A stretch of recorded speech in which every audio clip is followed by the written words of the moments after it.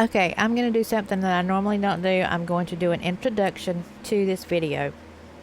It is December 5th, the 5th day of the 25 Days of Christmas installment for me. I normally do not do an introduction, but I'm going to on this one simply because I want to let you know up front, this is not going to be a watch me make it. It's going to be I'm going to explain to you what I did and how I made what I made in the video. And I hope that you will still stick around because it's a pretty short video. Put it on 2x speed, but please still watch the video. Thank you all very, very much, and I will get on with what I've got going on. You will see that I have this tool out and then some ribbon. I was challenged by Macy's Artsy Fartsy Creations to create something with this tool that I showed in one of my Dollar Tree hauls. I told her that I didn't think that it was a traditional Christmas color and I wasn't sure what I could do with it. She told me that her colors for Christmas are blue and silver, and it didn't have to be traditional colors for Christmas. So, enlightened, I have decided to take the challenge. I'm going to show you what I decided to do. I've already made the project, so I'm not going to be making the actual project because it took me a while to do it. And I'm going to explain what I did though.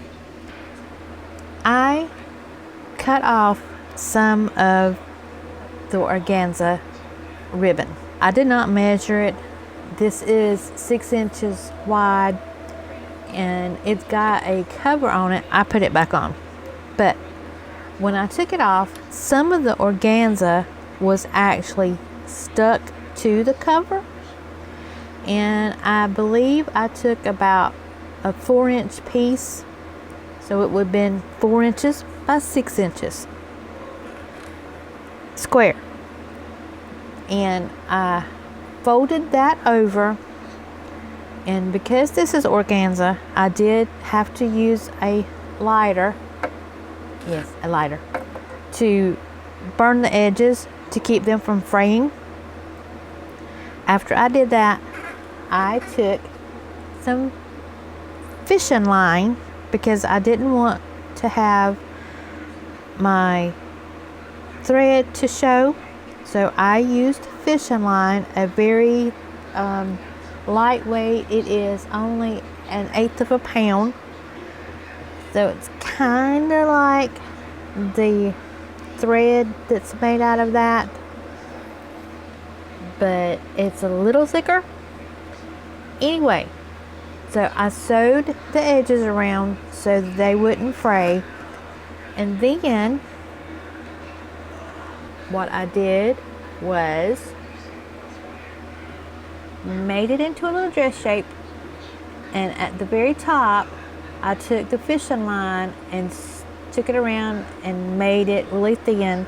Came out to a dress shape. All right. After I did that, I got a bead. Oh, I forgot to have my bead. All right. I ended up having to make it thin enough to be able to go into one of these round wooden beads. It was tricky, but I managed to do it.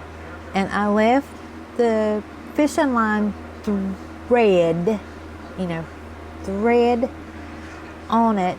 And I took the sewing needle and went up through here, and then I pulled the ribbon level so it would be in there and pretty steady. I really didn't want to use glue, so instead of having to use glue, I tried to sew everything with the fishing line. Next, I took this ribbon. Isn't that pretty? Because, she needed a halo. So I put the halo on the top. That's the halo. Okay? The only glue that I really used was some Aleene's white glue to help hold this while I measured around, and then I cut it where I needed it to be, and then I sewed this in the back. So I sewed it on, but I had a little bit of glue on here to help hold it in place until I could get it sewed on. Plus, that also helped sturdy it up, because even after sewing it, it didn't want to stay, but the glue helped secure it. After I did that, I thought, well, she needs to have a sparkly face because she's an angel, right? So I took and put some glue there, and I gave her a sparkly face. I put glitter on her. This glitter. Because it's so pretty. I took this ribbon because I thought that it was so pretty, and I cut about this much off of it. So all the way across, cut about that much of a square, and then I pinched the ends and I took the fishing line and sewed that on. This is what, oh no, I just crinkled them. Here is what she turned out to look like. And then I attached a hanging ribbon. Is it perfect? No, but this was the first time, honestly, the first time I've ever done anything like this. I did not use any kind of form to make her dress. I just took the square, doubled it over, and then sewed it, and then I sewed up the back, and I missed a place right there. You can still see where I actually didn't pull that in. Can you see that? Yes, right there. There's the fishing line. So I didn't get that one pulled in to hide it well enough. And then I sewed with fishing line the wings on the back, and the sequins are held on by a string, and that string did not want to stay, so I ended up having to sew from here to here inside the sequins to keep those on. But this is what she looks like, and she does have a sparkly little face, and I think she is adorable. That's what I did, y'all. Now, yes, technically the video is done, but I want to tell you a story about an angel ornament, because this is what this is. It is an angel ornament. It hangs. It will hang on a tree. I'm going to leave her right here while I talk and get that out of the way so you can see her. Okay.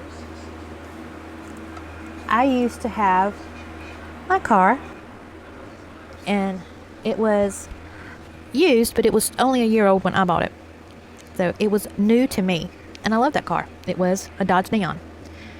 Don't ride on my car. I like that car. I love that car. It was my car. Well, at some point, I ended up getting an angel ornament. It was one of the ones that looked like crystal, but it was made out of plastic, and it had the little fancy wings and the little pretty metal halo and all that stuff. Well, occasionally it would fall off of my mirror because I hung it on my rearview mirror. Occasionally it would fall off, and I would hang it back up. Well, it got to where for like a week, every day she was falling off.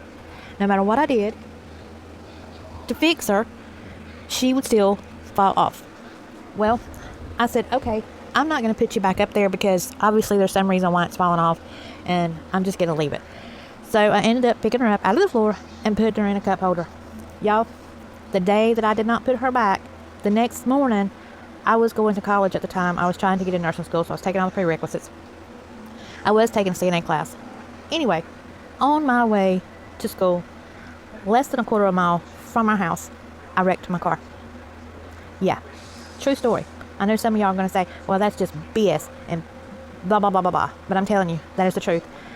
I had my angel, and Every time she inevitably fell, I picked her back up and put her back on my mirror. And the one time that I decided that I was not going to put her on there because she was falling off every day at that point, I said, nope, I'm not going to put her back up there. And instead of doing something like putting some glue on the thing that she hang from, or if, I had gotten a different kind of hanger to hang her with, maybe I wouldn't have wrecked my car. Was it an omen? I don't know. Am I superstitious? Not really, but kind of. And yeah, so take that as you will. Anyway, back to the angel. This is, whoa, y'all. I'm so sorry. Back to the angel. This is what she ended up looking like. Like I said, she's not perfect, but it is cute. It is my first attempt, and I kind of liked it. I would have liked to have had one of the cones that you actually use to form the thing, but I didn't have one. So I had to do all this by hand, and I think that's pretty freaking good for having to do everything by hand. And it took me a long time, y'all. That's why this video was so late getting out. But if you made it to the end of the video, thank you very much for watching. I appreciate each and every one of y'all. Y'all have a wonderful day, night, evening, whatever time of day you are watching this. I hope you're having a pleasant one. If you made it to the end, please leave a comment. Comments make or break a channel sometimes, Comments are really important to channels, and I actually do read them. I like reading what people say, as long as it's nice. But anyway, thank you for watching, and I will catch you on the next video. Bye.